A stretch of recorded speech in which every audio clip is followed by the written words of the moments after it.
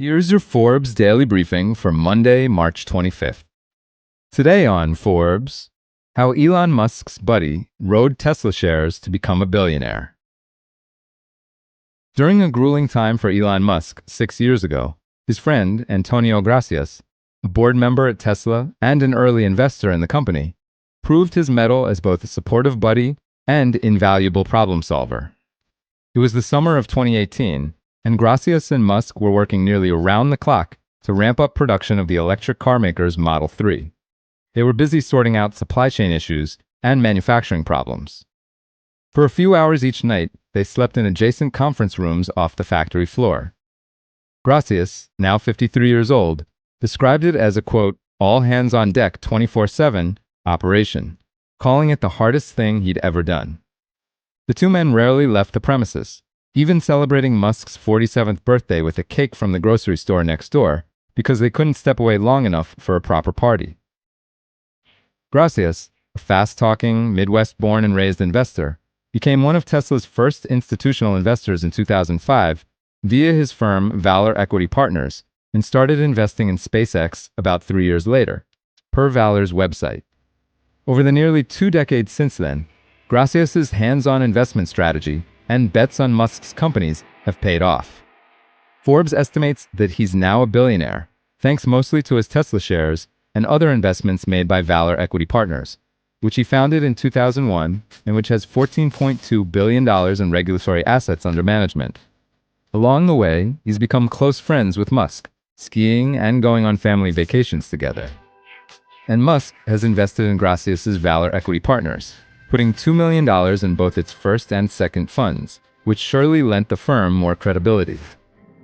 Gracias declined to comment on his net worth or be interviewed by Forbes, but he has acknowledged in court proceedings that he amassed, quote, dynastic or generational wealth from investing in several of Musk's companies, including Tesla, SpaceX, and SolarCity. Gracias's friends, co-investors, and portfolio company executives describe him as intense, demanding, and always working.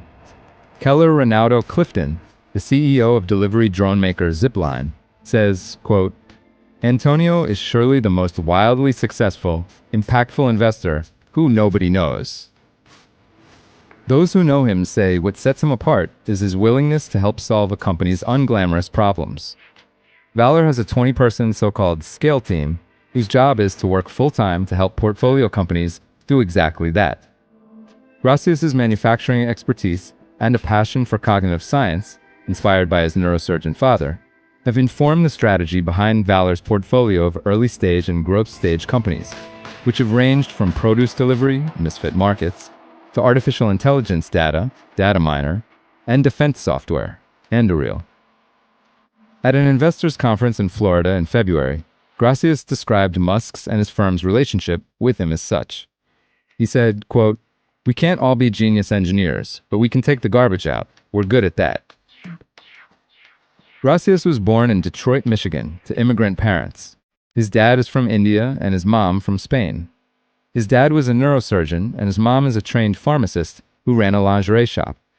When Gracias was in middle school, his mom gave him the money to make his first investment, $300 worth of Apple stock, which he still holds today. While in law school, Gracias launched an investment business, calling it MG Capital, a reference to his mother's initials. Using $400,000 from family, friends, and earnings from his few years working at Goldman Sachs, as well as a bank loan, MG Capital started more like a buyout firm, buying small, struggling manufacturing companies, aiming to turn them around and sell them for a profit. His first bet was on a California-based electronic plating plant, where he learned about operations by running it himself, flying back and forth between Chicago and Los Angeles to spend time on the factory floor. After Gracias told Zipline's Clifton that story, Clifton recalls thinking, quote, that sounds like the story of how someone lost a lot of money. I mean, how many law students would go and buy a factory that's probably on its way out?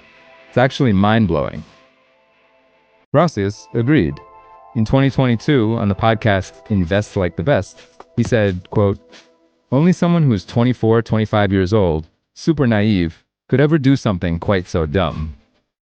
But, he added, that they actually took the company from $10 million to $125 million in revenue before selling it. For full coverage, check out Phoebe Liu's piece on Forbes.com. This is Kieran Meadows from Forbes. Thanks for tuning in.